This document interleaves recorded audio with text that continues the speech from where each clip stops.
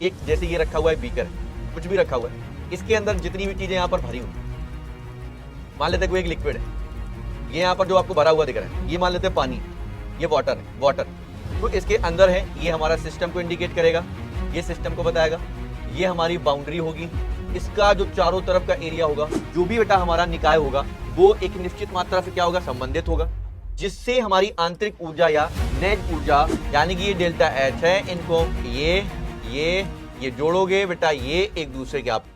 Hello मेरे प्यारे प्यारे प्यारे प्यारे बालकों, क्या हाल चाल है। उम्मीद करते सारे लोग बहुत बढ़िया होंगे, जबरदस्त होंगे और इंतजार कर रहे थे नेक्स्ट चैप्टर जो हमारा होगा वो होगा कौन सा। तो आप सारे के सारे जान रहे हो, आपके सिलेबस के अकॉर्डिंग ही आपको पढ़ाया जा रहा है।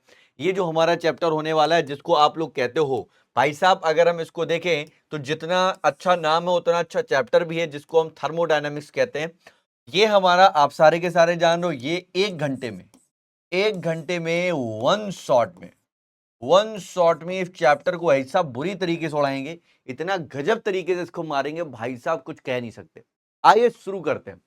सबसे पहले हम आपको बता दें थर्मोडायनामिक्स क्या होता है, बस इतनी जानकारी जान लो, फिर हम सीधे मूव करेंगे कहां पर। यहां पर पहले मैं टॉपिक लिख दूं भाई, तो टॉपिक होंगे जितनी भी आपके टॉपिक है। देखो मैं आपको पहले से बता दूं, कोई भी चीजें यहां पर छोड़ी नहीं जा रही, जो आपके एग्जाम पॉइंट ऑफ व्यू से, या हम बोले जो हमारा बेसिक फंडामेंटल होगा, बेसिक फंडामेंटल होगा भैया, मेंटल मेंटल, वो सारा का सारा इसको हम कवर करा रहे हैं। अब एग्जाम में जो भी आपके गुरुजन टीचर्स पूछते हैं, उनको सारा का सारा यानी कि सारा कुछ कराया जाएगा।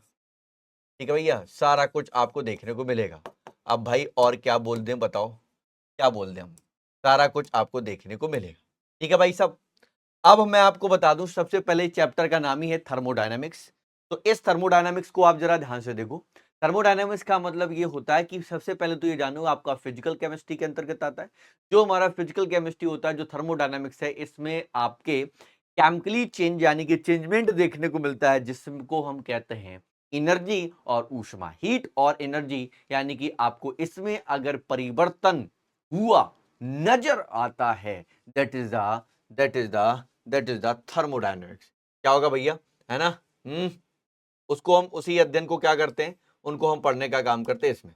अब बेटा इसमें आता है सबसे पहले निकाय और तंत्र क्या हो। देखो सबसे पहले मैं एक बात आपको बता दूं, सिंपल भावना में एक बात बता दूं। एक जैसे ये रखा हुआ एक बीकर है, कुछ भी रखा हुआ है, इसके अंदर जितनी भी चीजें यहां पर भरी हुई, मान लेते हैं कोई एक लिक्विड है, ये यहां पर जो आपको भरा हुआ दिख रहा है, ये मान लेते हैं पानी है, ये वाटर जो इसके अंदर है, ये हमारा सिस्टम को इंडिकेट करेगा, ये सिस्टम को बताएगा, ये हमारी बाउंड्री होगी, इसका जो चारों तरफ का एरिया होगा, दैट इज द सराउंडिंग, वो हमारा सराउंडिंग यानी कि परिवेश होगा। अंदर जो भरा है ये निकाय है, जिसको घेर कर रखा है, ये इसकी परिसीमा है, बाउंड्री है। इसके बाद वाला जितना क्षेत्र आपको दिखाई दे रहा है, ये सारा का सारा पार्ट आपका क्या देखने को मिलता है, इसको सर कहते हैं, आप लोग क्या कहते हैं, जल्दी बोलो, परिवेश। क्या कहते हैं, परिवेश, सराउंडिंग। अब आपको हमने क्या बताया, जितना भी आपको निकाय क्या होता है, ब्रह्मांड का वह भाग जिसका अध्ययन ऊष्मागतिकी में किया जाता है, इसकी सीमाएं निश्चित होती है, निकाय तंत्र कहलाता है। The part of the universe which is the studied thermodynamics दो इज द अंडर बाउंड्री, यानी कि बाउंड्री, अंडर बाउंड्री, बाउंड्री के अंदर की चीजें, वो सारी की सारी क्या कहलाती है, निकाय और सिस्टम कहलाती हैं। जो कि हमने यहां बताया, that is the system, that is the boundary, because of the totally तरीके से अगर आप देखें घेरने का काम कर रहा है, इसके ऊपर का जितना भी पार्टिकल बनता है, दैट इज द सराउंडिंग, वो हमारी सराउंडिंग होगी। आगे हम बात करते हैं परिसीमा, जिसको आप बाउंड्री कहते हैं। तो बाउंड्री हमने क्या बताया, उसके अंदर जिसको आपको घेर कर रखा गया है, दैट इज द बाउंड्री। अगर एक बीकर में रखा हुआ पानी है, पानी जो बीकर के अंदर पानी रखा है, दैट इज द सिस्टम। पानी को किसने घेरा है, बाउंड्री ने। पानी कहां गिलास में रखा है, एटमॉस्फेयर में, दैट इज द सराउंडिंग, यानी कि वो हमारी परिसीमा होगी। तो ये वाला पॉइंट क्लियर। अगर आप देखोगे तो ये हमारे परिसीमा हो गई, निकाय हो गया, और बेटा जी ठीक है भाई। तो इसी तरीके से हमारा एक परिवेश भी होता है, जिसको हम सराउंडिंग कहते हैं। तो ये हमारा क्या है, ये हमारा बाउंड्री है। इसी तरीके से हमारी सराउंडिंग भी होती है, ठीक है ना। तो सराउंडिंग की डेफिनेशन आप लोग लिख लेंगे, जिसको हम लोग क्या कहते हैं, परिवेश सराउंडिंग, इसकी डेफिनेशन HW आप लोग लिख लीजिए, ठीक है, शायद रहेगी यहाँ पे। यहाँ पर देखो, अब होमोजीनियस होता है, एक समांगी निकाय होता है, विषमांगी। आप सारे के सारे जानते हो समांगी का मतलब ही होता है जो जिसमें पर्टिकुलर घोला जाता है, घोलने के बाद अगर आप देखते हैं कि जो नंबर ऑफ पार्टिकल हैं वो सारे के सारे क्या हो जाते हैं बेटा, बराबर हो जाते हैं। That is the main fundamental of the homogeneous mixture.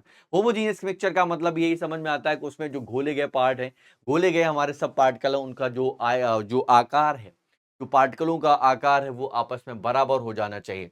लिखा हुआ है, आप कह सकते हैं every part the system has been the same chemical composition in the all part the system in the same phase. तो सेम फेज में अगर आप देखोगे, प्रत्येक अवस्था में देखोगे, प्रवस्था में देखोगे, सारे के सारे आपको देखेंगे बराबर। जैसे आप कह सकते हैं शुद्ध जल या गैसों का मिश्रण आपका होमोजीनियस की कैटेगरी में जाता है। हेट्रोजीनियस हमारा क्या होता है, केमिकल कंपोजिशन जो भी आपका मिलेगा, इसमें जितने भी नंबर ऑफ पार्टिकल होंगे वो हमारे सेम नहीं होंगे, इक्वल नहीं होंगे, बराबर नहीं होंगे। इसका मतलब ये हुआ जितने भी अगर आप जिसमें जिसको घोल रहे हैं उसका जो भी नंबर ऑफ पार्टिकल है जिसमें आपने घोला था वो आपस में बराबर नहीं होंगे। That is the heterogeneous. यानी कि जितने भी हमारे कोलाइडल सॉल्यूशन होते हैं वो सारे के सारे हेट्रोजीनियस में होते हैं। हमारे जो द्रव में यानी कि लिक्विड में जिन भी पदार्थों को हम घोलते हैं वो सॉल्युबल नहीं होते हैं वाटर में। That is the totally indicate to heterogeneous. Heterogeneous वही होगा जो आपका वाटर में डिजॉल्व नहीं होगा। इसलिए आप सारे बच्चे आप कह सकते हैं composition of each part of the this system is the not same. Not same बराबर नहीं होंगे, या आप कह सकते हैं two or more phase are present in the system. इस सिस्टम में दो या दो से ज्यादा प्रकार के सिस्टम देखने को मिल सकते हैं। आगे देखो, हमारा एक ओपन सिस्टम होता है, एक हमारा, देखो मैं एक साथ बता देता हूं, यहां पर लिखा हुआ है ओपन सिस्टम, ये हमारा ओपन सिस्टम है यानी खुला हुआ बीकर। इसमें अगर आप देखोगे तो हमारी एनर्जी है वो भी बाहर जाएगी। इसके अंदर जो लिक्विड अगर हमने लिया है तो लिक्विड भी हमारा प्रॉपर तरीके से बाहर जाएगा। यानी कि जब आप कह सकते हैं कि यानी कि both energy and matter with the surrounding, surrounding में प्रॉपर तरीके से दोनों की दोनों चीजें उड़ जाएं, चली जाएं, that is the open system. ये हमारा किस कैटेगरी में, ओपन। अगर ये ओपन के बाद अगर हम क्लोज की बात करें तो अब मान लेते हैं ये बीकर है, इस बीकर को हमने एक प्लेट से ढक दिया। एक प्लेट से मैंने क्या कर दिया बेटा, एक प्लेट से हमने ढक दिया। अब मान लेते हैं इस प्लेट को हमने प्रॉपर तरीके से इसको ऊपर रख दी। अगर हमने इस प्लेट को इसके ऊपर रख दी तो हमें एक बात समझ में आ गई सर जी, पता है क्या, इस प्लेट को ऊपर रखने पर यहां पर यह चीज समझ में आ रही है कि इसमें अगर अब आप इसको उबालोगे, गर्म कराओगे तो इसकी जो हम लिक्विड वाला पार्ट है वो हमारा नहीं उड़ पाएगा, यानी कि वो उसके अंदर ही रहेगा। यानी कि आप कह सकते हैं इस परिवेश के साथ ऊर्जा का क्या होगा भैया, आदान प्रदान होगा, यानी कि एक्सचेंज होगी, सिर्फ और सिर्फ एनर्जी, नॉट अ लिक्विड यानी कि मैटर। ठीक है भाई। अब आगे आ जाते हैं आइसोलेटेड। आइसोलेटेड एक हम कह सकते हैं जो बंद थर्मस होता है, जो प्रॉपर तरीके से आपकी बोतल आपने देखी होगी बहुत हाईली प्रेशर पर आपस में क्या होती है बेटा, बंद होती। अगर आप देखे होंगे प्रॉपर तरीके से यानी कि हाईली यानी कि ज्यादा हाई प्रेशर पर इसको बंद करके रखा जाता है। तो यहां पर आप क्या देखें, ये अपने परिवेश की बात करें, हम सराउंडिंग के साथ करें तो ये ऊर्जा तथा द्रव यानी कि ऊर्जा यानी कि एनर्जी और लिक्विड दोनों के साथ क्या करता है बेटा, एक्सचेंज नहीं करता है। जब एक्सचेंज दोनों के साथ नहीं करेगा दैट इज द आइसोलेटेड। यानी कि ये आपका एनर्जी और मैटर दोनों के साथ ही क्या नहीं करेगा, एक्सचेंज नहीं करेगा। ठीक है भाई, सराउंडिंग के साथ वो किस कैटेगरी में जाएगा, उसको हम बोलेंगे आइसोलेटेड। आइसोलेटेड के साथ ही साथ नेक्स्ट मिलता है जिसको हम कहते हैं विशिष्ट या गहन गुण, जिसको आप कहते हैं स्पेसिफिक इंटेंसिव प्रॉपर्टी। ये बेटा क्या होता है, ये पदार्थ की मात्रा पर सारी की सारी क्या करती है बेटा, पदार्थ की मात्रा पर निर्भर नहीं करेंगी।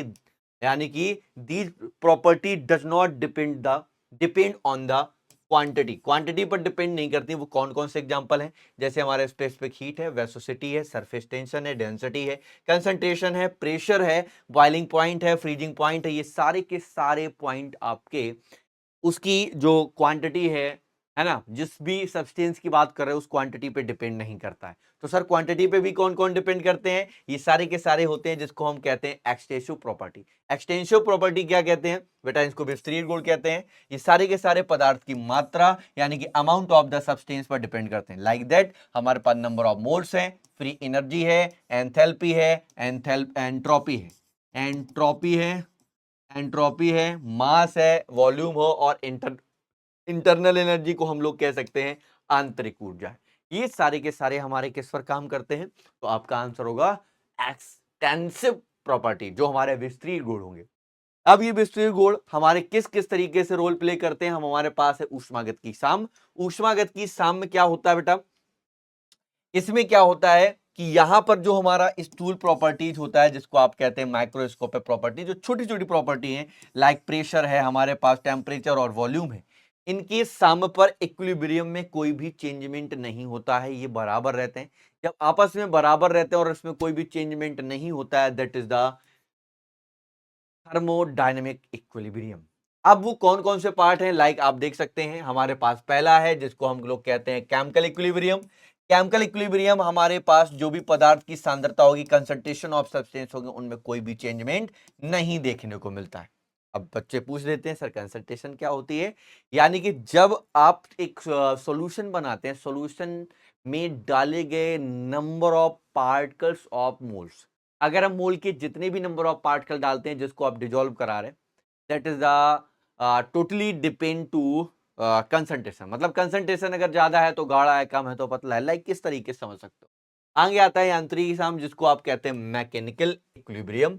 यानी कि निकाय का कोई भी सिस्टम का एक पार्टिकल भाग अगर आप देखें, does not any mechanical work on the other part, the pressure of the entire system remain the same. यानी कि कोई भी भाग यांत्रिक कार्य नहीं करता है, अर्थात पूरे निकाय का दाब कैसा रहता है बेटा? समान रहता है। इसमें जो हमारा प्रेशर होगा वो हमारा समान होगा, इक्वल होगा, कोई भी सिस्टम की बात की जाए। इसी तरीके से हमारा नेक्स्ट आता है जिसको हम कहते हैं थर्मल इक्विलिब्रियम। थर्मल इक्विलिब्रियम में याद रखना है, इसमें जो हमारा टेम्परेचर होता है, जैसे अगर T1 है तो अगर एक एक कोई रिएक्टेंट है उसका अगर टेम्परेचर T है तो दूसरे का भी T होगा। इनमें आपका टेम्परेचर क्या मिलता है मेरे भाई? इक्वल मिलता है, बराबर मिलता है। क्या तक क्लियर है? अगर यहां तक की बात क्लियर है तो फिर हम और बढ़ते हैं आगे। अब हम और आगे बढ़ते हैं। इसी तरीके से हमारे पास है वेरिएबल स्टेट। वेरिएबल स्टेट क्या कहते हैं?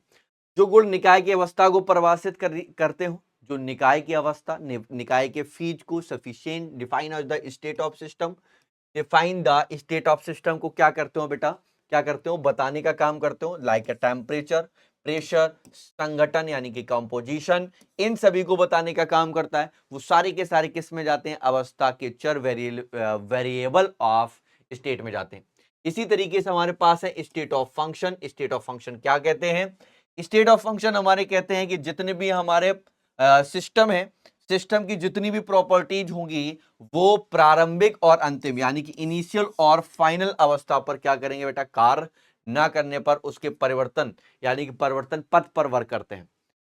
ना कि जैसे इसमें कौन कौन से आते हैं, लाइक है हमारे पास प्रेशर, हमारे पास टेम्परेचर, वॉल्यूम, एंथैल्पी, एंट्रोपी,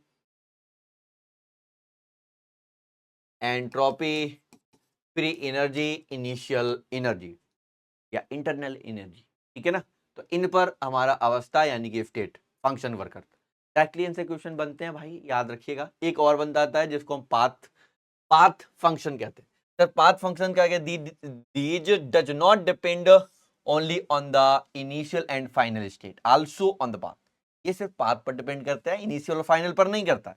वो हमारा वर्क हो सकता है ऊष्मीय ऊर्जा आदि, जैसे हमारा वर्क है और थर्मल एनर्जी है, इन सभी पर जो काम करता है वो सारा का सारा पार्ट हमारा क्या कहलाता है? पाथ फंक्शन कहलाता है। अब और आगे बढ़ते हैं, इस प्रेम प्रसंग को और आगे हम ले चलते हैं। ठीक है भाई, जल्दी से बोलो, जल्दी से बोलो, क्लियर है ना? जल्दी से देखो, जल्दी से, इतना तो समझ में आ गया ना? हमारा जो पथ फंक्शन होता है किस तरीके से काम करता है, और पथ फंक्शन के अंतर्गत क्या क्या आता है, जो आपको दिख रहा है कार्य है, ऊष्मीय ऊर्जा है, इन सभी का जो हम अध्ययन करते हैं वो हमारा पाथ फंक्शन होता है। इसी के साथ ही साथ आगे बढ़ते हैं, हमारे पास देखने को मिलता है जिसको आप लोग सारे के सारे बच्चे जानते हैं, जिसको हम कहते हैं thermodynamic process. Sir thermodynamics process क्या होता है? इसके अंतर्गत आप देखते हैं जो हमारा थर्मल प्रोसेस होता है, यानी कि समतापी प्रक्रम की बात करें, आइसोथर्मल प्रोसेस की बात करें, तो बेटा याद रखिएगा इन प्रोसेस में सारे के सारे जो टेम्परेचर ऑफ द सिस्टम है रिमेनिंग द कांस्टेंट, ये सारे के सारे हमारे जो निकाय का ताप है वो प्रॉपर तरीके से स्थिर रहता है, यानी कांस्टेंट रहता है।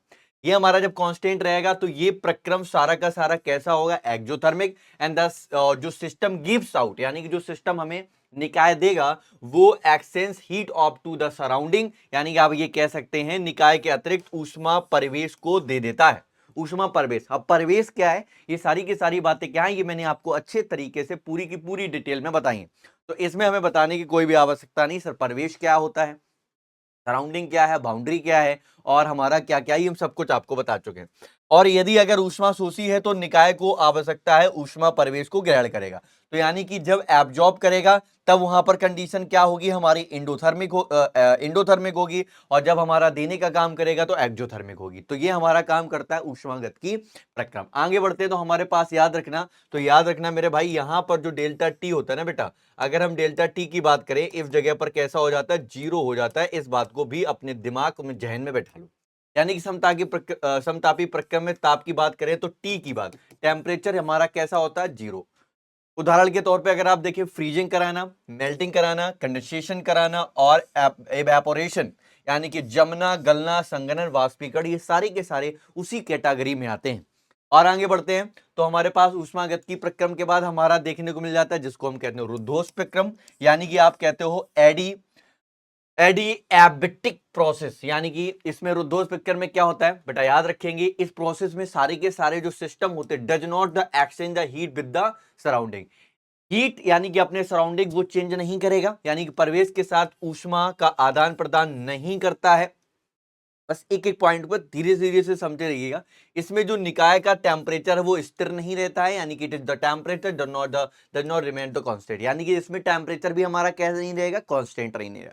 इसी के साथ साथ और आगे बढ़ते हैं, यदि अभिक्रिया आपकी अगर जो रिएक्शन है वो हमारी ऊष्मा शेपी है तो हमारी निकाय का ताप क्या हो जाएगा बेटा, बढ़ जाएगा। यानी कि एक्सोथर्मिक है तो टेम्परेचर क्या हो जाएगा बेटा, इंक्रीज हो जाएगा। यही अगर आपके एंडोथर्मिक है तो यहां पर क्या होगा, टेम्परेचर सिस्टम में डिक्रीज हो जाएगा, यानी कि डी क्यू बराबर क्या हो जाएगा बेटा, जीरो। क्लियर है ना, तो ऊष्मा शोषी होगा तो ताप घटेगा, और इस रुद्धोष् प्रक्रम में तो आप कह सकते हो डेल्टा क्यू बराबर क्या हो जाता है, जीरो। सिंपल है भाई, एक एक लाइन को आप पढ़ना है, टोटली ये थ्योरेटिकल है लेकिन क्वेश्चन बहुत अच्छे बनते हैं। और आगे बढ़ते हैं तो हमारे पास मिलता है आइसोबारिक प्रोसेस। सर आइसोबारिक का मतलब होता है समदाबी।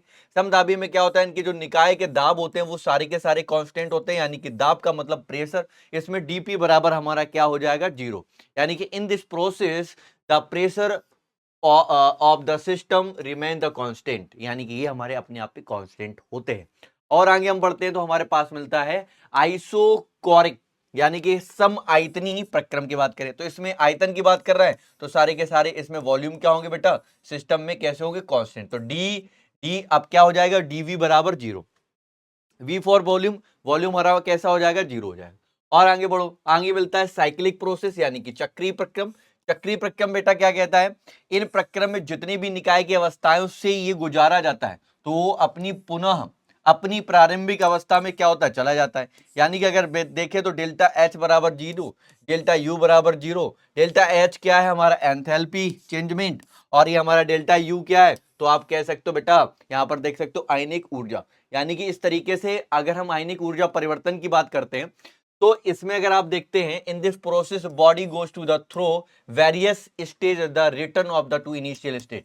तो इसमें क्या होता है, साइक्लिक चेंजमेंट का मतलब क्या होता है, आपने देखा होगा कि बायो वाले कुछ बच्चे हो जो हमारा साइकिल चला करता है, आदमी के कैसा जीवन यापन होता है, कैसे उसको खाना मिलता है, वो किसको खाता है, वो किसको खाता है, दैट इज द साइकिल।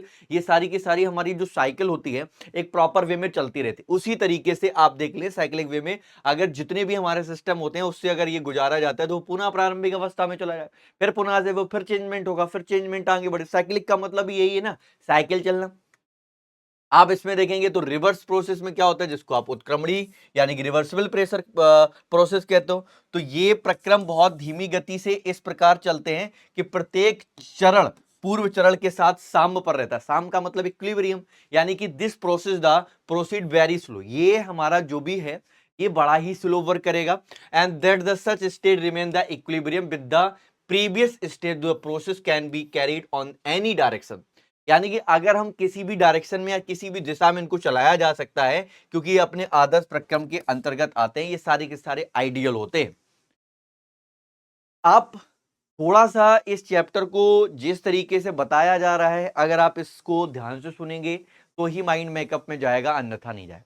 हालांकि माना जाता है थर्मोडायनेमिक्स आपका फिजिक्स में भी है उसमें आपको टीचर विद इन डिटेल सारी की सारी चीजें करते हैं, लेकिन यहाँ पर जो केमिकल चेंज है वो कौन कौन से लेवल के कैसे जाने वाली है वो आप अपना दिमाग से सुनो, है ना। In the maximum work can be the done by the system, यानी कि जितना अधिकतम से अधिकतम मैक्सिमम टू मैक्सिमम कार्य किया जा सकता है वो हमारा निकाय से प्राप्त होता है। ये भी बातें हमारी क्लियर होगी भाई। ये बातें हमारी क्लियर होने के बाद अब हमारे पास आता है जिसको हम कहते हैं हीट कैपेसिटी, जिसको हम कहते हैं ऊष्माधारिता। अगर हम ऊष्माधारिता की बात करें तो सबसे पहले तो फार्मूला जान लो, फार्मूला होता है C बराबर Q अपॉन डेल्टा टी। अब इसमें क्या होता है, किसी भी निकाय का जो टेम्परेचर है ना 1 डिग्री और 1 केल्विन बढ़ाने में जितनी भी ऊष्मा यानी कि हीट की आवश्यकता होती है उसे ही ऊष्माधारिता कहते हैं। तो ऊष्माधारिता का एक्चुअल मतलब क्या है, किसी में 1 डिग्री सेंटीग्रेड बढ़ाओ या 1 केल्विन बढ़ाओ, उसमें जो भी हमारी जितनी भी हमारी ऊष्मा लगती है that is the heat capacity, यानी कि the amount of heat required the increase the temperature of the system by 1 degree centigrade 1 kelvin is called heat capacity. तो फार्मूला आपको पता चल गया, हीट कैपेसिटी, सी का मतलब कैपेसिटी यानी कि हीट कैपेसिटी है, क्यों हमारा क्या है ऊष्मा की मात्रा, अमाउंट ऑफ हीट है, डेल्टा टी क्या है हमारा ताप में परिवर्तन यानी कि ताप में वृद्धि की बात करें increment of the temperature, that is a simple formula for this heat capacity. इनसे हमारे न्यूमेरिकल भी बन जाते हैं, बहुत बढ़िया तरीके से न्यूमेरिकल बनते हैं। फिर हमारे पास आता है जब ऊष्माधारता पढ़ते तो हमारे पास है स्पेसिफिक हीट कैपेसिटी।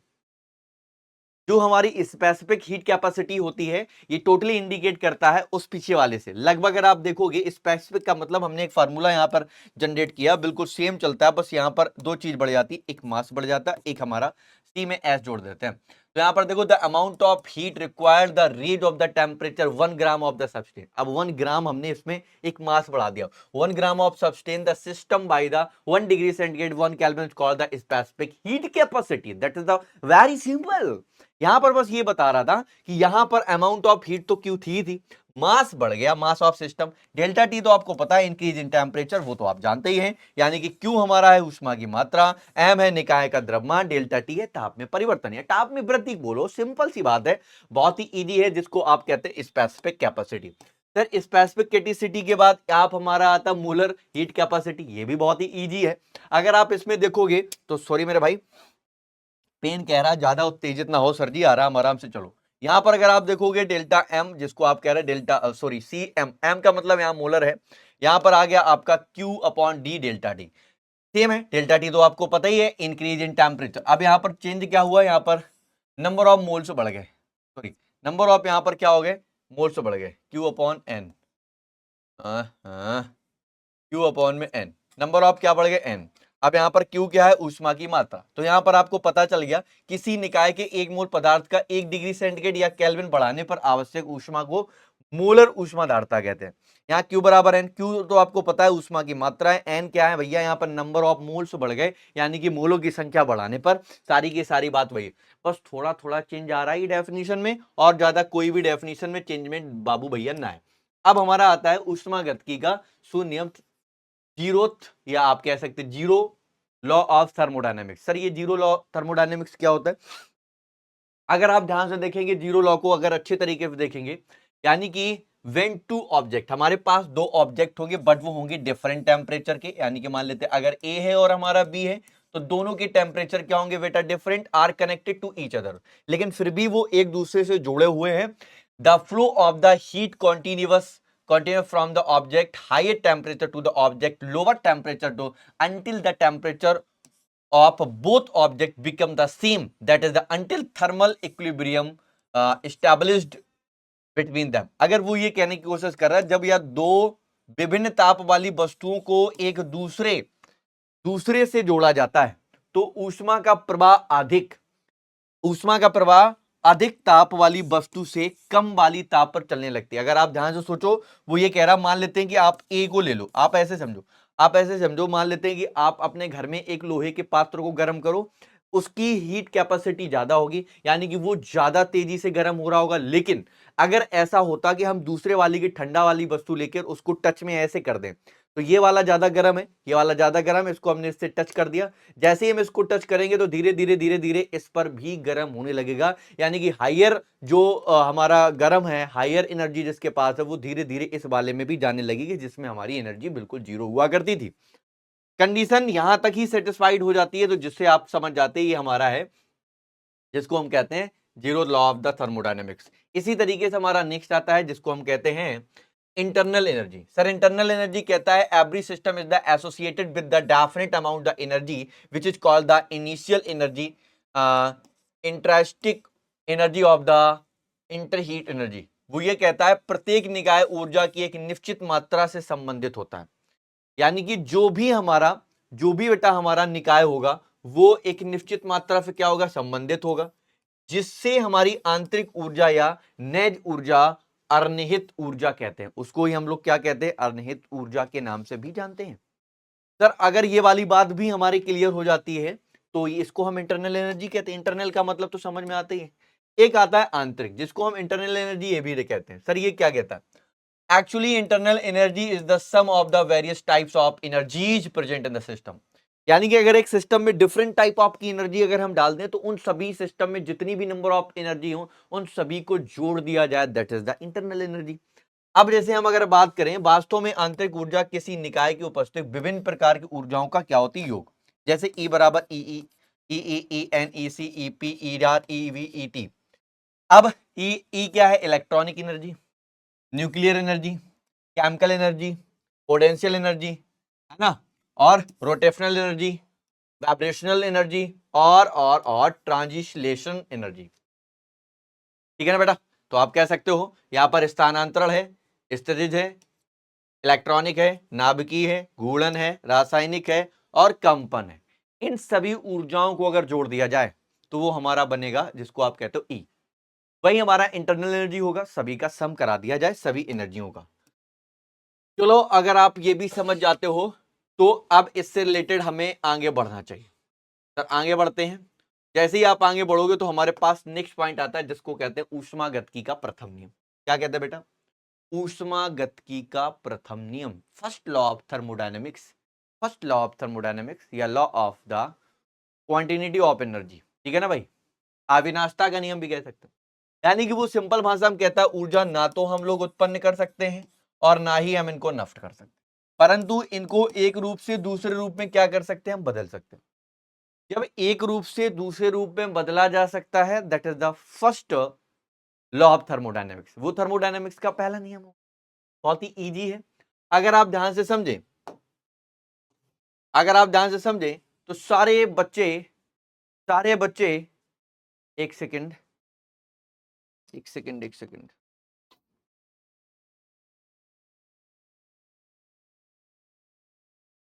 हाँ, सारे बच्चे जानते हैं कि जो हमारा फर्स्ट लॉ ऑफ थर्मोडायनामिक्स होता है, यानी कि कोई भी ऊर्जा है उस ऊर्जा को ना तो हम जनरेट करते हैं ना आप बना सकते हो, अगर आप बना नहीं सकते तो आप इसको नष्ट भी नहीं कर सकते। अच्छा, इसका मैथमेटिकल एक हम ये कह सकते हैं कि जो हमारा क्या बनता है, फार्मूला बनता है। तो आप लोगों ने ध्यान से सुना होगा कि जो हमारा डेल्टा ई बराबर होता है, क्या होता है सर, क्यू प्लस डब्ल्यू। यानी कि जो एनर्जी है वो डायरेक्टली हमारी क्यू यानी कि आवेश पर किया गया वर्क। अब यहां पर अगर आप ध्यान से समझें इन बातों को, एक एक बात को हम अच्छे तरीके से डिफाइन कर सकते हैं। सर जैसे total energy of the isolated system remain constant, तो कैसी होती है बेटा, वो अपने आप में कैसी होती, कांस्टेंट होती हैं। यानी कि विलगित निकाय में कुल ऊर्जा कैसी होती है, स्थिर। ब्रह्मांड की कुल ऊर्जा कैसी रहती है, नियत रहती है। The total energy of the universal remains the constant. Now the next point, अगर देखें where whenever some amount of one from the energy disappear an equal amount of the another energy of proceed। यानी कि जब किसी ऊर्जा को किसी रूप से कुछ मात्रा अदृश्य होती है तो उतनी ही मात्रा दूसरे प्रकार की ऊर्जा से क्या हो जाती है बेटा, उत्पन्न हो जाती है। तो ये भी हमारा एक इस एनर्जी से रिलेटेड ये बात आपको याद रखनी पड़ेगी। ठीक है मेरे भाई, आ जाओ। ऊष्मागतिकी का इस गणितीय रूप में भी हमारा कुछ मैथमेटिकल प्रारूप है, याद रखिएगा। ये हमने आपको क्या बताया था, फार्मूला बताया था। अगर आप देखेंगे जहां डेल्टा ई बराबर क्या है, आंतरिक ऊर्जा, डेल्टा ई बराबर क्या है, जिसको हम कहते हैं conversion in energy, where the heat give out the system. अगर आप किसी भी आंतरिक ऊर्जा में क्या करते हो, निकाय को उस एनर्जी को देते हो तो वो हमारी ऊष्मा पॉजिटिव होगी। अगर वो निकाय में लेगी तो हमारा जो Q होगा वो हमारा माइनस में होगा। यानी कि निकाय पर किया गया कार्य, अगर निकाय पर आपने कार्य किया है तो W पॉजिटिव होगा। निकाय द्वारा किया गया कार्य, अगर निकाय ने खुद काम किया है तो यहाँ पर जो भी हमारा वर्क होगा वो हमारा माइनस में होगा। ये भी आपको ये वाला पॉइंट याद रखना होता है, काफी अच्छा पॉइंट है, हालांकि पूछे जाते हैं, आपको याद रखने होंगे। नेक्स्ट पॉइंट आता है आइसोथर्मल प्रोसेस जो होता है, अगर डेल्टा ई बराबर 0 लेते हैं तो यहाँ पर Q जो होता है माइनस W फंक्शन दिखाएगा। अगर साइक्लिक प्रोसेस में जाओगे डेल्टा ई बराबर 0 तो Q बराबर माइनस के W दिखाएगा। अगर हम आइसोक्रोइक क्रोइक प्रोसेस में जाएंगे डेल्टा V बराबर 0 लेंगे तो W बराबर 0, तो यहां पर डेल्टा E बराबर Q होगा। अगर हम आइसोबारिक प्रोसेस में जाएंगे डेल्टा E, अगर देखो इसमें डायरेक्टली पूरा फार्मूला बन जाता है। अगर हम एडिबियाटिक प्रोसेस में जाएंगे तो Q बराबर अगर 0 लेंगे तो डेल्टा E बराबर प्लस के W हो जाएगा। तो ये सारे रूल आपको पढ़ना होगा। यानी कि यहाँ पर पथ फलन की बात की जाए तो ये डायरेक्टली आपके इस प्रोसेस के होता है, ये अवस्था फलन को दिखाता है। प्रक्रम में देखेंगे तो आपका ये अगर 0 को इंडिकेट कराता है तो हमारा Q बराबर क्या हो जाएगा बेटा, Q बराबर माइनस के W। अगर डेल्टा E बराबर 0 लेगो तो यहाँ पर क्या हो जाएगा, Q बराबर W माइनस के हो जाएगा। अगर हम V बराबर डेल्टा V बराबर 0 लेंगे तो W बराबर 0 होगा और E डेल्टा E बराबर भी 0 के होगा। अगर हम प्रक्रम के लिए बात करें, समदाबी के लिए, तो डेल्टा E बराबर अगर देखेंगे तो इसमें आपका पूरा formula first law of thermodynamics का ही होता है। रुद्रोस प्रक्रम की बात करें, रुद्रोस प्रक्रम के लिए बात करें तो यहां पर अगर Q बराबर 0 हो तो डेल्टा E बराबर क्या हो जाएगा, W। बोलो क्लियर? ओके, अगर ये वाली बात क्लियर होगी है ना, तो इनकी लिमिटेशन देख लो बेटा। लिमिटेशन देखो, जितनी भी हमारी ये इसकी लिमिटेशन की बात करते हैं, ये सारी की सारी ऊष्मा परिवर्तन की दिशा को, सत्यता को नहीं पता चलता है। यानी कि ये कॉन्टिन्यूटी जो दिखाता है उसको हम नहीं बता पाते हैं कि एनर्जी कैसे ट्रांसफर हो रही। नाउ द नेक्स्ट, इससे यह भी पता नहीं चलता कि ऊष्मा ऊष्मा ठंडे सिरे से गर्म सिरे की ओर प्रवाहित हो सकती है या नहीं, है ना। यानी कि it does not the reveal whether heat can flow from the cold and cold into hot in or not। यानी कि कोल्ड से हॉट की तरफ या हॉट से कोल्ड की तरफ जो हमारी ऊष्मा प्रवाहित को किया जा सकता है या नहीं किया जा सकता है, तो ये लिमिटेशन नहीं पता चल पाती। नेक्स्ट लिमिटेशन है, यह भी संकेत नहीं मिलता है कि कोई भी गैस निम्न दाब से उच्च दाब की ओर विसरित हो सकती है या नहीं। निम्न से यानी कि हमारी मिनिमम प्रेशर से, अगर हम सॉरी निम्न सही बोला, यानी कि निम्न यानी कि कम, मिनिमम प्रेशर से हायर प्रेशर तक जाने के लिए वेरी कर पाता है या नहीं कर पाता, ये भी नहीं बता पाता है। यह भी संकेत नहीं मिलता कि जल के ऊपर और बह सकता है नहीं, जल ऊपर की ओर बह सकता है कि नहीं। It does not the indicate with the water of the flow towards या अपवर्ड्स, यानी कि वाटर हमारा ऊपर फ्लो करेगा या नहीं करेगा, ये भी इंडिकेट नहीं हो पाता है। इसी के साथ ही साथ और चलते हैं, नेक्स्ट पॉइंट आता है, बहुत ही बढ़िया है, ये आपके लिए अच्छा पॉइंट बनेगा, एंथैल्पी और हीट कांस्टेंट। बेटा इसमें आपको फार्मूला याद रखना है, डेल्टा मतलब H बराबर होता है E प्लस PV। अब H क्या है, एंथैल्पी, E क्या है इंटरनली, P क्या है प्रेशर, V क्या है वॉल्यूम, सारे के सारे पॉइंट याद होनी चाहिए। H हमारा तापीय धारिता, E हमारा आंतरिक ऊर्जा, P हमारा दाब, V हमारा वॉल्यूम को इंडिकेट कराएगा। स्थिर दाब पर निकाय की आंतरिक ऊर्जा E व दाब आयतन PV के योग को ही, उस निकाय का सिस्टम को ही हम एंथैल्पी या पूर्ण ऊष्मा कहते हैं। क्लियर? अब इसके बाद आता है हमारे पास स्वतः प्रवर्तित यानी कि स्पॉन्टेनियस चेंज। ये क्या होता है, ऐसे परिवर्तन जो बिना किसी बाह्य बल के अपने आप ही हो जाते हैं, मतलब जिस पर हम कोई भी फोर्स ना लगाएं, ऑटोमेटिक वो सारा का सारा खुद में खुद हो जाता है। यानी कि अगर आप कह सकते हैं such change which happens automatically without the any internal force is called the spontaneous change। For example all natural changes, जितनी भी नेचुरल चेंजेस है, पानी का बरसना, सूर्य का रोशनी आना, एटमॉस्फेयर में हम बर्फ में पानी को बर्फ में जमाना, ऑटोमेटिक ये सारे के सारे काम होते हैं, कहीं का बर्फ गिरना, ये सारे के सारे स्पॉन्टेनियस हैं। आगे देखो, तो अगर हम आगे देखेंगे तो हमारे पास जैसे इसके परिवर्तन क्या क्या हो सकते हैं, कार्बन के जलने पर CO2 का निर्माण होना, द्रव के उच्च तल से निम्न तल की ओर जाना, बहना, जिस तरीके से बह रहा है, खुले पात्र में जल का वाष्पन हो जाना, गैस का प्रसार। आप सारे जानते हो अगर फॉर्मेशन ऑफ CO2 है तो हमें C को बर्न कराना पड़ेगा। फ्लो ऑफ लिक्विड है फ्रॉम टू हायर टू, नीचे लोअर की ओर बहने का काम होगा। अब इवेपोरेशन यानी कि वाटर को ओपन वेसल में रखो तो उड़ जाएगा, यानी कि और जितनी भी हमारे गैस का प्रसार है है ना, वो भी अपने आप में खुद ब खुद होता, हम कुछ नहीं कर सकते। आगे बढ़ते हैं, स्वतः स्पॉन्टेनियस के चेंज देखो भाई। चेंज जैसे आपने देखा कि जो हमारा H2 है इसको हम हाफ O2 के साथ मिलाएंगे तो हमारा क्या बन जाता है भैया, वाटर बन जाता है। ठीक है भाई, वाटर बन जाता है।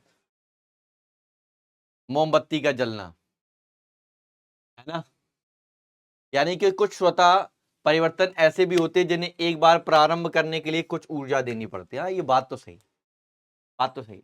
यानी कि H2 को O2 के साथ, हाफ O2 के साथ हमें जलाना पड़ेगा जिससे बन जाएगा। ठीक है भाई, और भी पढ़ सकते हैं सर जी। अस्वतः देख लो भाई, अस्वतः हमारे क्या हो सकते हैं, नॉन स्पॉन्टेनियस, ऐसे परिवर्तन जिन्हें होने के लिए बाह्य बलों की आवश्यकता पड़ती, अस्वतः परिवर्तन कहलाते हैं। Such change with the required external force, यानी कि कुछ ऐसे होंगे जिनको हमें पूरा का पूरा करने के लिए हमें बाहर से हैवी प्रेशर लगाना पड़ेगा जिससे वो चेंजमेंट होंगे। जैसे लाइक आ जाओ, समझाने का काम करते हैं। यानी कि एग्जांपल है, जैसे H2 हमारा लिक्विड था, इसमें हम इलेक्ट्रिक करंट डालते हैं तो ये 2 मोल्स ऑफ H2 और O2 गैस में टूट जाता है। फॉर्मेशन ऑफ आई रेफ्रिजरेटर में रखेंगे तो इसमें कुछ ना कुछ तो हम चेंजमेंट कर ही रहे हैं। तो ये चेंजमेंट जो कर रहे हैं वो हमारा अश्वतः, स्वतः अप्रवर्तित यानी कि नॉन स्पॉन्टेनियस चेंज होगा। ठीक है भैया, फ्रिज में बर्फ का जमना और जल का विद्युत में चेंजमेंट हो जाना। ठीक है, क्लियर है भाई, जल्दी से देखो, जल्दी से फटाफट।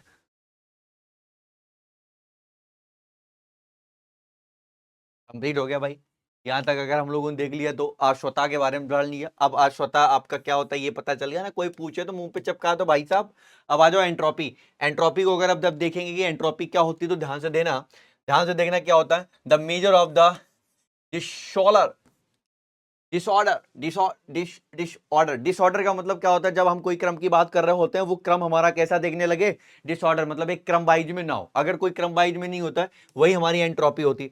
जैसे आप जरा ध्यान से समझो, ध्यान से समझो कि अगर आपकी क्लास में आपका टीचर पढ़ा रहा है तो वहां की एंट्रोपी कम होगी, टीचर के जाने के बाद एंट्रोपी बढ़ जाएगी। मतलब हम कैसे हैं कि हमारा कहने का मतलब सिर्फ और सिर्फ ये होता है, एंट्रोपी का एक्चुअल मीन होता है कि यहां पर जितनी भी बात की जाएगी वो सारा का सारा ये इंडिकेट कराता है, क्या इंडिकेट कराता है गुरुजी, गुरुजी ये कराता है वो डिसऑर्डर हमारा होता है। ठीक है ना भाई, अगर आप ध्यान से देखें एंट्रोपी अवस्था फलन है, इनका मान पथ फलन पर निर्भर नहीं करता है, यानी कि entropy is the state function, ये स्टेट फंक्शन के अंतर्गत आती है, आपको पढ़ाया गया था।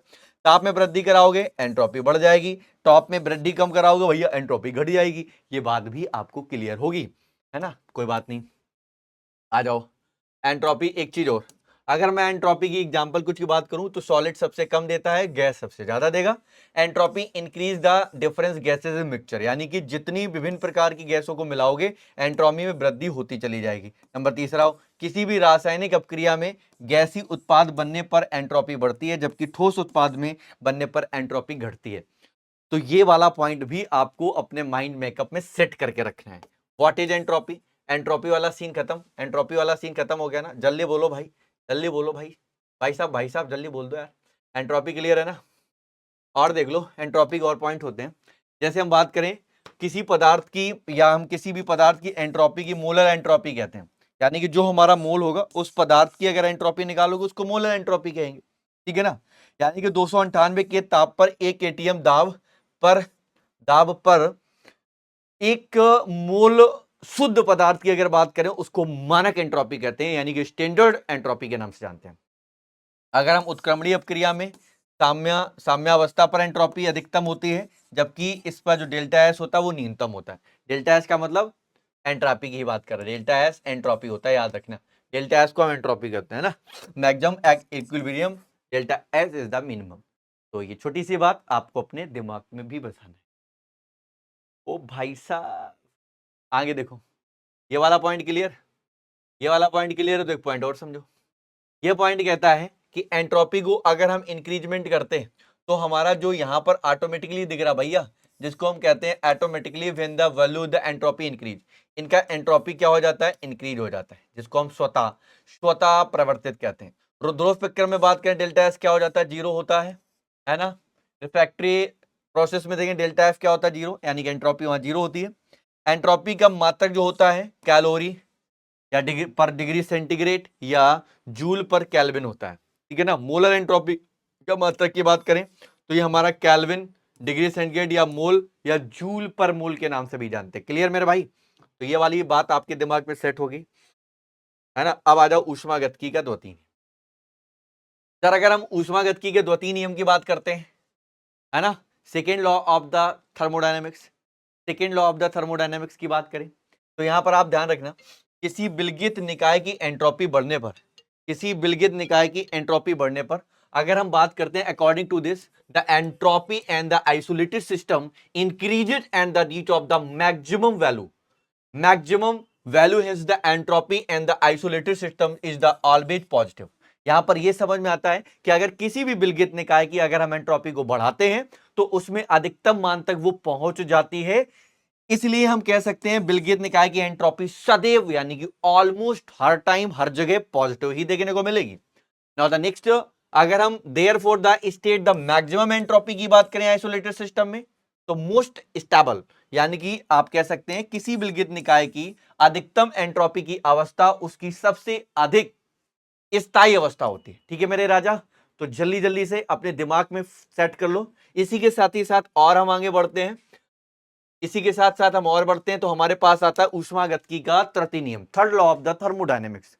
अगर हम तीसरे लॉ की बात करते हैं, थर्मोडायनेमिक्स का तीसरा नियम जो हमारा कहता है वो हमारा नेसर्ट ने दिया था, नियरेस्ट बोलते हैं, परम शून्य ताप की बात करता है। परम शून्य ताप पर सभी पूर्णता क्रिस्टलीय ठोसों की एंट्रोपी जो होती है वो हमारी कैसी होती है बेटा? शून्य होती है, क्योंकि सभी अवयवी कण पूर्ण व्यवस्था में होते हैं।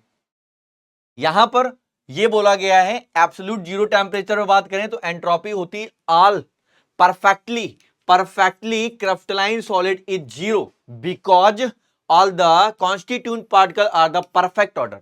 तो सारे के सारे इसमें जो कॉन्स्टिट्यूएंट पार्टिकल होते हैं सारे के सारे कैसे होते हैं? तो आपका आंसर होता है परफेक्टली डिवाइडेड होते हैं, एकदम मतलब कह सकते हैं सीरियल में वो सारे के सारे आपको देखने को मिलते हैं। नेक्स्ट आता है जिसको हम कहते हैं गिब्स फ्री एनर्जी, जी से डिनोट करेंगे, जेल बोहार्ड ने दिया था, जे बोहार्ड कहते हैं। At constant temperature at the pressure यानी कि समान ताप और दाब पर the amount of energy available the system during, यानी कि हम किसी निकाय में प्रक्रम के दौरान ऊर्जा को उपलब्ध मात्रा उपयोगी या अधिकतम कार्य में बदला जा सकता है। उसका जो हमारा एनर्जी है उसको अगर हम चेंज कराते हैं तो निकाय की गिब्स मुक्त ऊर्जा कहलाती है, उसको ही हम लोग कहते हैं Gibbs free energy of the system. ठीक है ना बेटा? तो ये गिब्स है, फ्री भी है, तो चीजें समझ में आनी चाहिए। लेकिन यहां पर चीजें यही नहीं समाप्त होती हैं, यहां पर आपको याद रखना है डेल्टा ची बराबर होता है delta H minus delta T delta S. यही हमारी जो इक्वेशन है ये सारी की सारी हमारी कहलाती है गिब्स फ्री एनर्जी के नाम से। यानी कि गिब्स ऊर्जा एक विशीर्ण ऊर्जा अवस्था फलन है, यानी Gibbs energy and the extensive property and the state function. ठीक है ना? स्टेट फंक्शन के दौरान ये चीजें दिखाई गई थी। जी हमारी गिब्स एनर्जी है, एंथैल्पी है, एंट्रोपी है, इनमें निम्न संबंध होगा। कौन कौन से संबंध? एक ये भी हो सकता है या आप इसको भी लिख सकते हैं। ये सारा का सारा समीकरण जो इक्वेशन देखने को मिली इसको ही हम इक्वेशन को कहते हैं गिब्स मुक्त ऊर्जा। बोलो बात क्लियर है? अगर ये वाली बात क्लियर है तो आप और आगे बढ़ सकते हैं। अब हमारे पास आती है मानक। अगर हम स्टैंडर्ड की बात करते हैं जिसको आप लोग कहते हैं स्टैंडर्ड मुक्त ऊर्जा परिवर्तन, स्टैंडर्ड फ्री एनर्जी चेंज, इसमें क्या बेटा चेंज मिलता है? The change of free energy when reactant are the converted into the product and standard state pressure 1 atm and the pressure 298 K is called the standard free energy change। यानी कि वो simple सी भाषा में ये कहता है अगर हम डेल्टा जी नॉट की बात करते हैं, मानक अवस्था की बात करते हैं, तो इसमें दाब 1 एटीएम हो, ताप हम 298 के लेंगे और हमारा इन अभिकारकों और उत्पादों में जो परिवर्तन देखने को मिलता है बाबू भैया, परिवर्तन जो देखने को मिलेगा उनको ही हम मुक्त ऊर्जा परिवर्तन के नाम से कहते हैं। वही हमारी स्टैंडर्ड यानी कि मानक मुक्त ऊर्जा परिवर्तन कहलाएंगे। इसका अगर हम गणितीय रूप की बात करें तो गणितीय रूप सिंपल है, वही रहता है, बस नॉट लग जाता है। क्या लग जाता है? नॉट लग जाता है। नॉट का मतलब उसके ऊपर आप जीरो दिखाते हैं। इनके कुछ चेंजमेंट होते हैं, जैसे अगर आपके delta G greater than zero हो तो यहां पर याद रखिएगा यहां पर ये यहां पर ऋणात्मक होगा तो प्रक्रम स्वतः होगा, मतलब स्वयं से चलेगा, ऑटोमेटिकली होगा। अगर हमारा ग्रेटर देन यानी धनात्मक होगा तो प्रक्रम हमारा अस्वतः होगा, मतलब स्वतः अप्रवर्तित होगा, नॉन स्पॉन्टेनियस होगा। अगर हमारा डेल्टा टी बराबर जीरो होगा तो ये एक इक्विलिब्रियम प्रोसेस होगी। कैसी प्रोसेस होगी भैया? इक्विलिब्रियम प्रोसेस होगी। ये बात भी आपके दिमाग में सेट कर दी हमने। नेक्स्ट आता है हेंस नियम।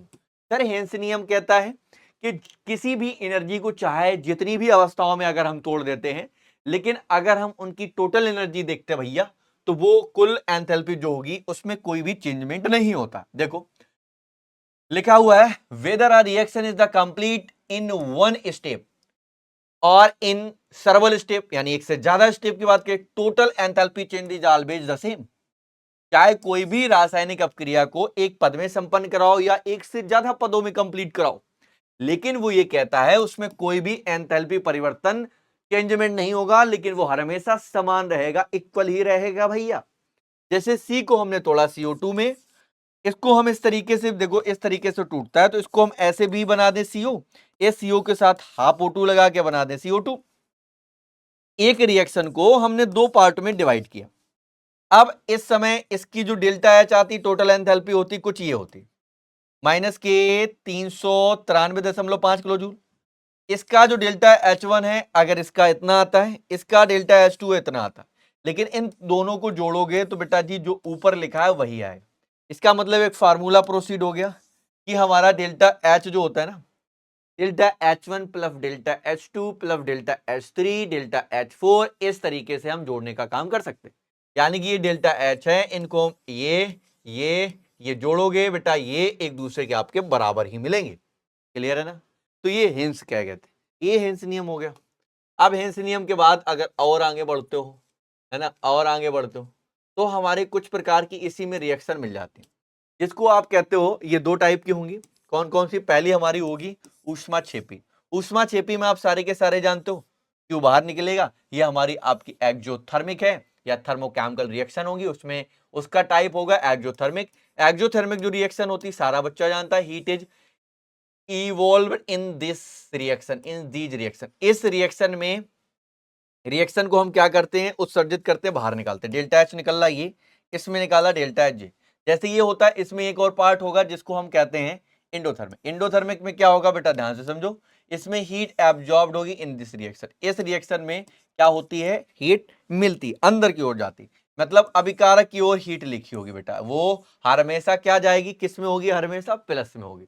एक्सोथर्मिक में माइनस में होती है, इंडोथर्मिक में प्लस में होती है, क्योंकि वो एब्जॉर्ब कर रहा है, वो एग्जिट कर रहा है। ठीक है भाई, ये वाला पॉइंट भी क्लियर। नेक्स्ट आता है, इसको हम कहते हैं अभिक्रिया ऊष्मा या अपक्रिया की एंथैल्पी। ठीक है भाई, इसमें भी एक थोड़ा सा चेंज क्या है बेटा, अगर हम देखते हैं, द हीट एब्जॉर्ब्ड और the emitted 1 mole of substance particle या participating in chemical reaction is the completely reacted in the या इज कॉल्ड रिएक्शन एंथैल्पी।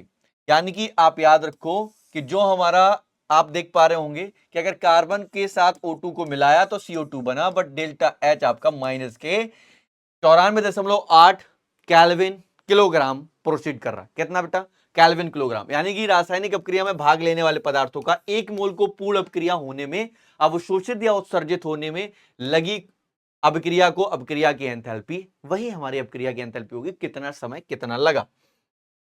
तो ये बात भी क्लियर होगी। अब और आ जाओ, और आ जाओ भैया, और आ जाओ,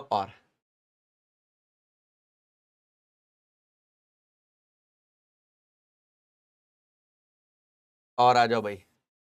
अब ये जो है कुछ पॉइंट हैं, इनको पॉइंटों को ध्यान से समझ लो एक एक पॉइंट करके। जैसे हमारा लिखा है गलन या संगलन एंथैल्पी, ये क्या करता है, enthalpy change the heat takes place on the mole of the solid substance the converted into liquid is called the enthalpy melting. यानी कि एक मोल पदार्थ का द्रव में परिवर्तित होना, एक मोल द्रव का पदार्थ में, यानी कि एक मोल ठोस का द्रव में परिवर्तित होना, वो हमारा क्या कहलाएगा, वो बेटा हमारा क्या कहलाएगा, गलन। गलन का मतलब जैसे H2O सॉलिड में था, अब लिक्विड बन गया, उसमें हमारी ये एनर्जी जाएगी, चेंजमेंट होगी। अब इसी तरीके से हमारे वाष्पन की एंथैल्पी होगी बेटा, एंथैल्पी ऑफ इवेपोरेशन या इवेपोरेशन, जो भी आप बोलो। इसमें क्या होगा, कोई भी पदार्थ होगा वो वाष्पन फॉर्मेट में होगा, इसको क्या करेंगे, कोई लिक्विड, सॉरी लिक्विड फॉर्मेट में होगा, अच्छा लिक्विड की बात कर रहे हैं, लिक्विड फॉर्मेट में होगा, उसको किस में बनाना है, वाष्पन में। यानी कि आप इसको आप हीट दोगे, जो हीट दोगे वो हमारी इतनी होगी, वो हमारी क्या कहलाएगी, एंथैल्पी ऑफ इवेपोरेशन। तो इस तरीके से छोटी सी बात आपको याद रखना है, जब एक मोल द्रव को वाष्प में बदलने के लिए जितनी एंथैल्पी लगानी पड़ती है उसको ही हम लोग क्या कहते हैं, वाष्पन की एंथैल्पी के नाम से जानते हैं। नेक्स्ट आता बेटा संघनन की एंथैल्पी, एंथैल्पी ऑफ कंडेंसेशन। ये क्या कहता है, एक मोल वाष्प को द्रव में बदलना है, एक मोल वाष्प को किस में बदलना है, द्रव में। यानी कि अब ये H2O था, इसको हम लोग क्या एक तरीके से कंडेंसेशन ही तो करेंगे, वाष्प को हम लिक्विड में बदलेंगे। जैसे ही बदलेंगे तो वो जो चेंजमेंट देखने को मिला वही हमारी संघनन एंथैल्पी होगी। कितना सिंपल है, छोटी छोटी डेफिनेशन है, दिमाग में याद रखना है। Enthalpy change phase is the transformation, ठीक है भैया। आगे देखो, नेक्स्ट आता है ऊर्ध्वपातन की enthalpy, enthalpy of sublimation. Sublimation क्या होता है, कोई सॉलिड होता है किस में बदल जाए, गैस में बदल जाए।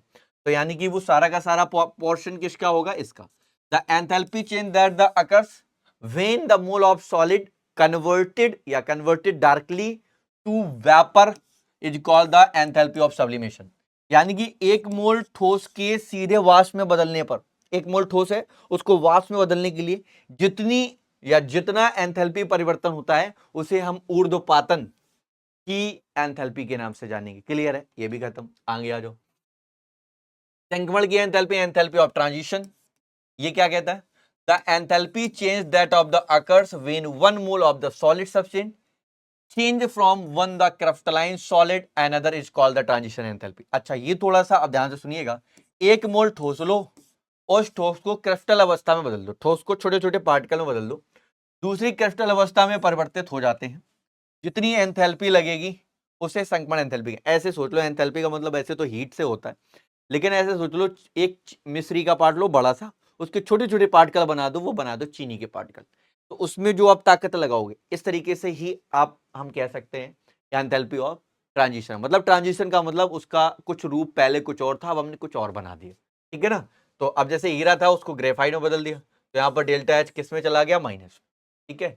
इसी तरीके से हमारा आता है संभवन या संभवन एंथैल्पी, एंथैल्पी ऑफ ट्रांसफॉर्मेशन या फॉर्मेशन की बात करें। किसी यौगिक का एक मोल लो, किसी कंपाउंड का एक मोल लोगे, उसके फॉर्मेशन में जितने भी अवयव होने वाला या जितना भी अवयव या अवयव होने में जितनी एंथैल्पी चेंजमेंट आएगी उसकी संभवन एंथैल्पी कहोगे।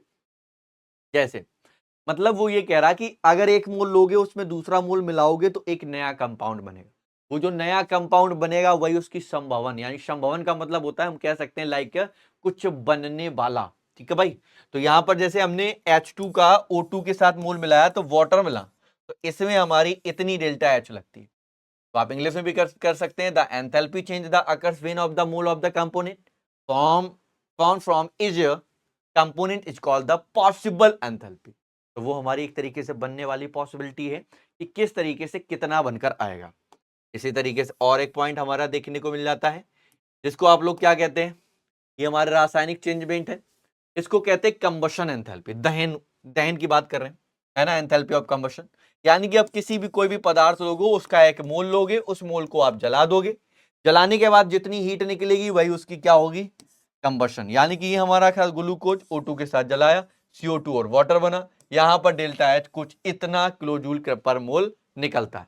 कितना सिंपल है भाई, बर्न कराना है, जलाना है। कंबशन का मतलब क्या है, जलाना। आगे समझो, नेक्स्ट आता है उदासीनीकरण एंथैल्पी, एंथैल्पी ऑफ न्यूट्रलाइजेशन। इसमें क्या करना है, कोई डाइल्यूट सॉल्यूशन लेना है तनु विलयन, उसमें एक mole of acid, 1 mole of base आपस में क्रिया कराएंगे।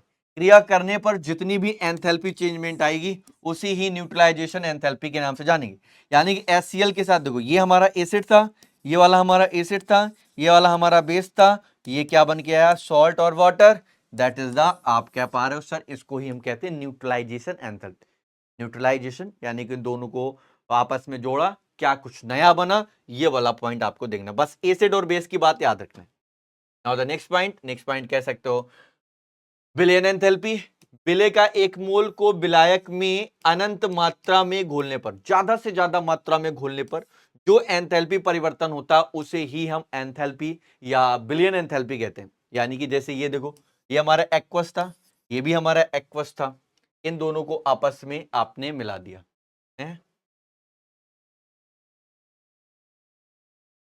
अच्छा सॉलिड था, इसको हमने एक्वस फॉर्मेट में मिला दिया तो एक्वस बन गया, ठीक है भाई, विलयन बनाना है ना। अच्छा ठीक है, एंथैल्पी ऑफ सॉल्यूशन है, यानी कि the enthalpy change of the occurs when the moles of solute in dissolve in the infinite unity, यानी कि इस सॉलिड को इतना ज्यादा पतला कर दिया, इतना ज्यादा पतला कर दिया कि वो खुद म खुद क्या हो गया, खुद म खुद वो अपने आप में सॉल्यूशन बन गया। जैसे जैसे आप सोचो, आप पीते नहीं, आपको इतना पिलाया जाए कि आप उसके लती बन जाएंगे। अगर आप लती बन जाएंगे, आपके अंदर वो आदत आ जाएगी, तो आप भी पियक्कड़ों में आ जाएंगे। ठीक है भाई, इस तरीके से वो कह रहा है। आगे देखो नेक्स्ट पॉइंट क्या कहता है। नेक्स्ट पॉइंट कहता है जल योजन, यानी कि एंथैल्पी ऑफ हाइड्राइजेशन, या इसको हम क्या कहेंगे, कोई भी एक पदार्थ लोगो, सब्सटेंस लोगो, उसका एक मोल पूर्ण रूप से जल में क्या कराओगे, डिजोल्व कराओगे। जितना एंथैल्पी उसमें चेंजमेंट आएगा उसे ही जल की क्या बोलेंगे भैया, जलयोजन, या आप कहते हैं क्या भैया, इसको हम कहते हैं हाइड्रोजेशन। यानी कि यहां पर ZnSO4 है, इसको 5 मोल ऑफ वाटर के साथ डिजोल्व कराया, तो ZnSO4 के कितने मोल बन गए, 5 मोल बन गए। तो ये हमारी कुछ एंथैल्पी चेंजमेंट देखने को मिला, है ना। The enthalpy released when 1 mole of the substance is completely dissolve in water. तो वाटर में जितना डिजोल्व कराओगे उसमें जो एनर्जी लगेगी वही हमारी क्या होगी, डेल्टा एच में चेंजमेंट। भाई साहब बहुत बढ़िया, भाई साहब बहुत बढ़िया, भाई साहब बहुत बढ़िया, बहुत बढ़िया, बहुत बढ़िया, बहुत बढ़िया, क्लियर है ना। नेक्स्ट आती है जिसको हम कहते हैं सर जालक। क्या कहते हैं भैया, जालक एंथैल्पी। यानी एक मोल सॉलिड को लोगे, उसको हम आयनिक कंपाउंड या गैसी स्टेट में क्या करेंगे, आयनाइजेशन में तोड़ देंगे। तोड़ने के बाद जितना चेंजमेंट मिलेगा, चालक एंथैल्पी है। लैटिस लैटिस एंथैल्पी होगी भैया, है ना। तो जैसे NaCl सॉलिड था, अब इसको हमने ब्रेक किया, तोड़ दिया, ये गैस में टूट गया, ये भी गैस में टूट गया, ठीक है ना। इसको हमने इस सेंस में तोड़ना क्या कहलाता है, लैटिस एंथैल्पी। क्लियर है ना, लैटिस एंथैल्पी कहता हूं। अब हमारे पास आता है कड़न या परमाणविक या परमाणु कड़न enthalpy. Enthalpy of the atomic creation. Sir ये क्या कहता है, इसमें भी ध्यान से देखना। ये कह रहा है कि हमारे पास एंथैल्पी चेंज में रिक्वायर्ड टू ब्रेक डाउन 1 मोल, एक मोल को ब्रेक कराना है, substance into the atom. Atom है उसको हम चेंज करा देते हैं, तोड़ देते हैं गैस स्टेट में। जब गैस स्टेट में तोड़ दोगे वही हमारा क्या कहलाएगा, एटम। अब आप ध्यान से समझो, किसी पदार्थ का एक मोल है, लाइक H2 है, उसको परमाणु में तोड़ना, ये परमाणु में टूट गया, गैसीय अवस्था में तोड़ दिया। जब वो तोड़ दोगे ना तो उसमें भी तो कुछ एनर्जी देगी, वो जो एनर्जी लगेगी वही हमारी क्या कहलाएगी, वही हमारी कहलाएगी परमाणु कड़न एंथैल्पी या कड़न एंथैल्पी, एक ही बात है। कण में तोड़ देना, पार्टिकल में तोड़ देना। ठीक है भाई साहब, आगे बढ़ो।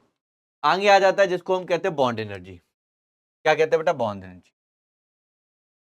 बॉन्ड एनर्जी लगभग आपका सेम चलता है। क्या कहता है, the amount of energy required to break down the most same type of the bond in the gaseous stage is called the bond energy. यानी कि कोई भी गैसीय अवस्था में एक प्रकार का, कोई गैसीय अवस्था में एक प्रकार का एक मोल है, उस मोल को जब आप तोड़ोगे वो एक्चुअल में फॉर्मेशन फिर से करेगा, किसमें, तो आपका आंसर होगा फिर गैस के छोटे छोटे मोलों में ब्रेक डाउन हो जाएगा। इसका मतलब वो एक्चुअल में फिर से कह रहा है कि वो अपने आप में क्या है, जो हमने आपको पीछे एग्जांपल कराया वही आपका सेम बनेगा। यानी कुछ मोल ऑफ गैसेस के थे, उसी गैस ऑफ के मोल, गैस के मोल्स में हमने क्या कर दिया, तोड़ दिया। That is the that is the that is the atomisation enthalpy, कड़न एंथैल्पी या परमाणविक, ये पढ़ाया। अब हमारा बन गया बॉन्ड एनर्जी। क्लियर है मेरे भाई, ओके ओके मेरे बच्चे, यानी कि यहां तक की बातें क्लियर हो गई। एच डब्ल्यू में क्या करोगे, जितने भी हमने लॉ पढ़ाए हैं, जितने भी हमने लॉ पढ़ाए हैं वो सारे के सारे लॉ पढ़ लोगे। ठीक है भाई साहब, जितने भी हमने पॉइंट यहां पर अभी केमिकल चेंज में पढ़ाए हैं, केमिकल केमिकल चेंज में पढ़ाए हैं, और कुछ हमारे फिजिकल में भी थे, फिजिकल चेंज में थे, ये सारे के सारे पॉइंट आप क्लियर कर लोगे। ठीक है ना, तो ये 3 पॉइंट आपके दिमाग में बैठ जाने चाहिए, ये आप अच्छे तरीके से करके लाओगे, अपनी कॉपी में सुंदर सुंदर नोट्स बनाओगे। जो दिक्कत आएगी आपसे जरूर बात करेंगे। ठीक है भाई साहब, मुलाकात करेंगे ऐसे ही नेक्स्ट चैप्टर में ऑन डिमांड, जो आप कहोगे। सारे के सारे बच्चे ऐसी तरीके से हंसते मुस्कुराते रहेंगे। मुलाकात करेंगे नेक्स्ट लेक्चर के साथ, तब तक के लिए अपने आप को सुरक्षित रखें, बेहतरीन रखें, खाते पीते रहें। नेक्स्ट मुलाकात नेक्स्ट मुलाकात करेंगे नेक्स्ट चैप्टर के साथ, तब तक के लिए सब बगैर बाबा, टेक केयर, जय हिंद।